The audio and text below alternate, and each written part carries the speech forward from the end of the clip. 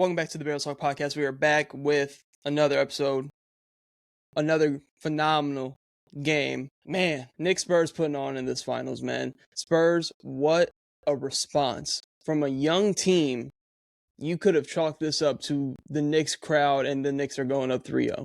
But the Spurs, the response, the way they started, the way they were able to close this game, because it's been a problem for them in games 1 and 2, the way they were able to close the game, they looked like a veteran ball club out there tonight. And man, this series has been so fun to watch through 3 games.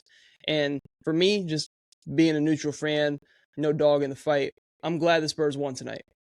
I'm glad the Spurs were able to pull this one out just because we get more basketball. This is a phenomenal series through 3. The road team has won every game so far in this series. We got game 4 on Wednesday in the Garden again.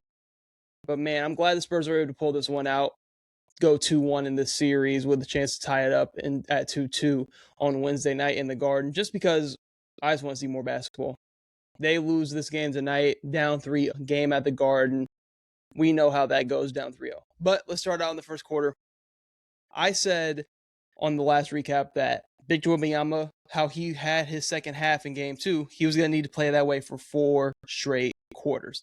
Did that tonight. But yeah, 32, 11 for 18, 2 for 4 from 3, 8 from 9 from the line, had 8 rebounds, 6 assists, 2 steals, 3 blocks. Like, this is the complete Victor Wembanyama game. Complete Victor Wembanyama game. How he got himself going in the first quarter. A lot of stuff around the rim. I think his first 3 makes were all around the basket. That's how he gets going. He can still knock down the 3-ball. He gets the 3-ball whenever he wants at his size. So for him to get a rhythm early on allows him to have an efficient night like this. 11 for 18, 2 for 4 from 3, 8 from 9 from the line. Elite at his size, shooting free throws, which is always a plus in late game situations. But to start out, Spurs came out strong. Really impressed by how strong they came out. Punched the Knicks in the mouth first. The Knicks came out tight. They felt the moment. They felt the pressure of the home crowd and everything else like that. That's how the Spurs came out in those games. A little tight. Finals, home court. Knicks came out tight. A couple bad turnovers to start the game allowed the Spurs to gain momentum, gain a cushion throughout the game. And then here comes the Knicks roaring back in this game. Both sides were throwing haymakers, it felt like, in the second and third quarter. Bridges picks up 2 quick fouls in the first as well, to where his minutes are kind of all over the place throughout the rest of the game because he's the main De'Aaron Fox assignment.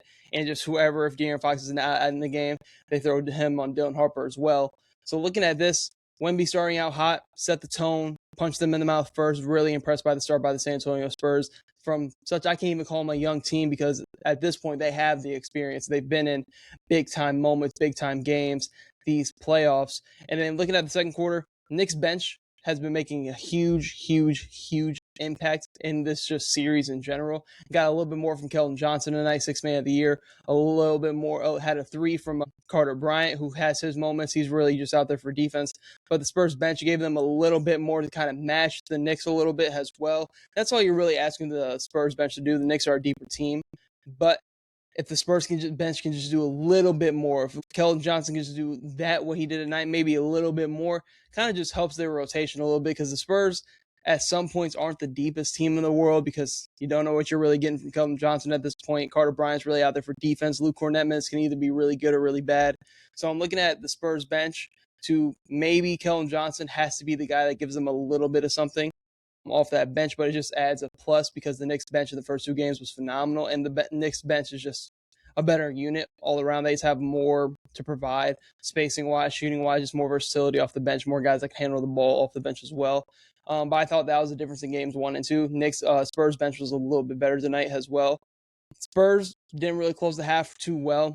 Let the Knicks take back control of the game, had all the momentum going into the third quarter. And then in the third quarter, it's more so back and forth the entire third. OG Anunoby has become such an amazing, just all-around player. When you look at OG Anunoby in his Toronto Raptors days and even some of the early New York Knicks days, yeah, he can get hot from 3, but some of the shot creation stuff that he's able to do, I love the way he's attacking Victor Wembanyama.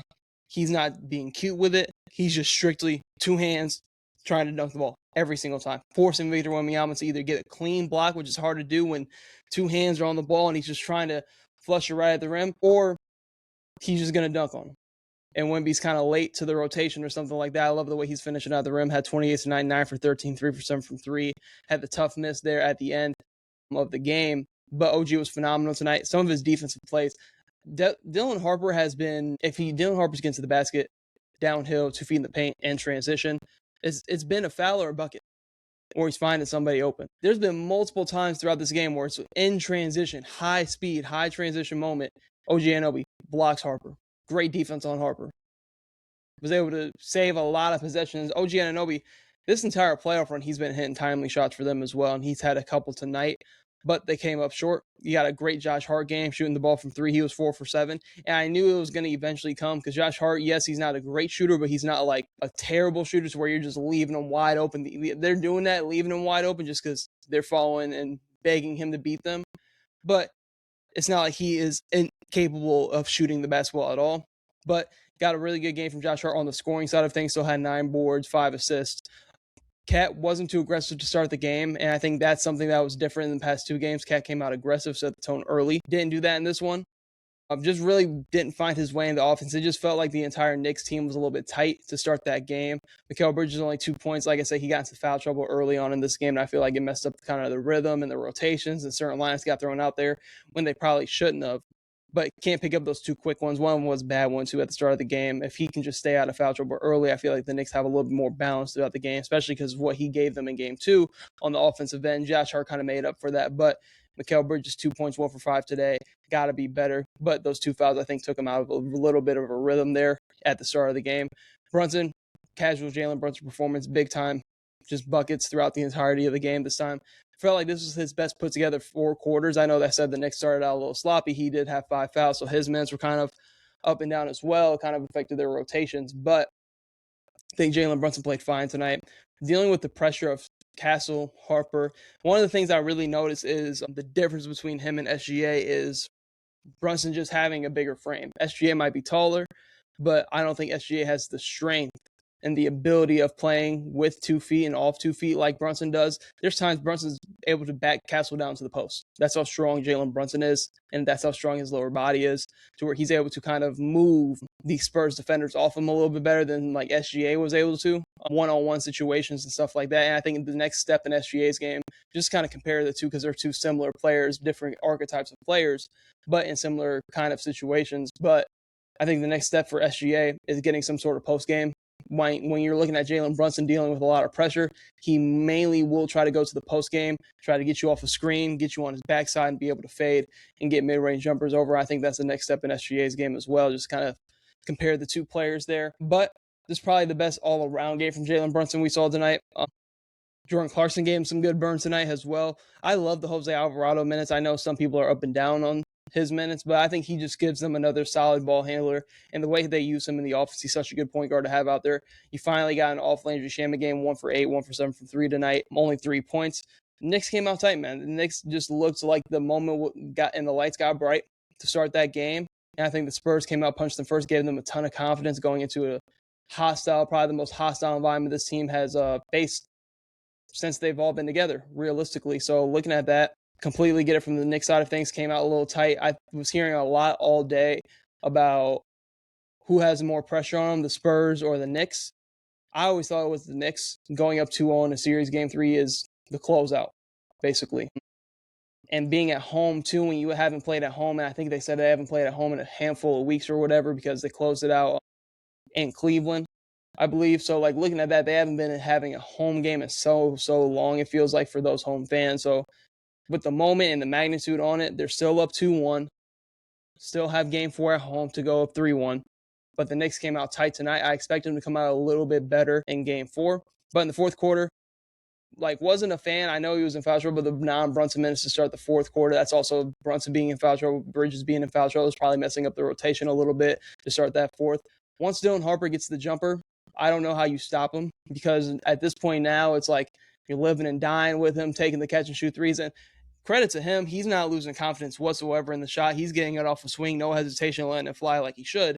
But once he gets that into his game, I really think everything's going to come together for Dylan Harper, because then you can really pick your poison as an offensive player. They're coming out on me. You have the athleticism, the strength to get downhill and get by anybody. And then at the rim, nobody can really mess with you outside of OG Anunoby apparently. So like looking at this, once he figures out the jump shot, really, really gonna be a problem.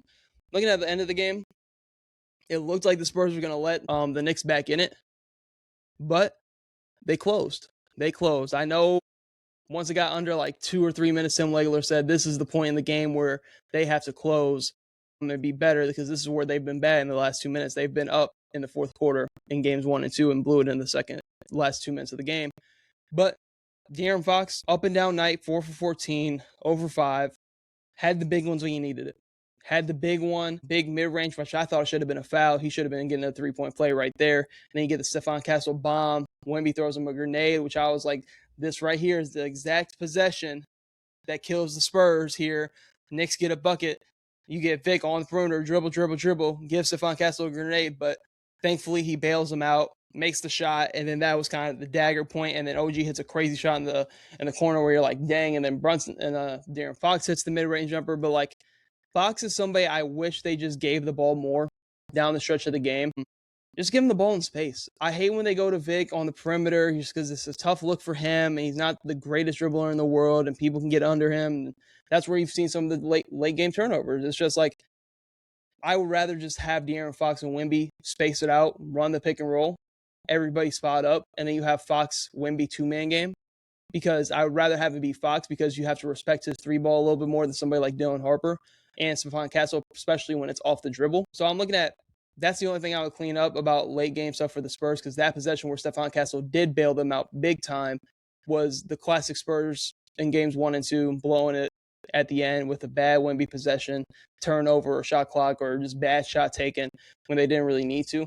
This is an all-out great game from the Spurs. Their best game through 4 quarters in the series so far. Obviously pulling this one out, but they've been good through big stretches in the series. They just haven't been able to close.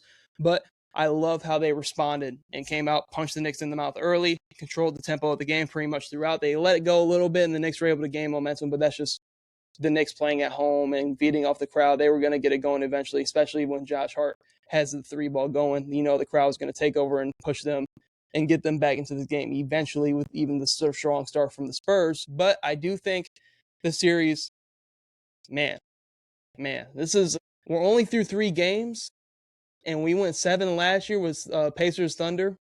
But I'm glad because there hasn't been like blowouts. You know what I mean? There was a couple last year in the finals, and we've seen it throughout the kind of the playoffs as well, just like big time blowouts.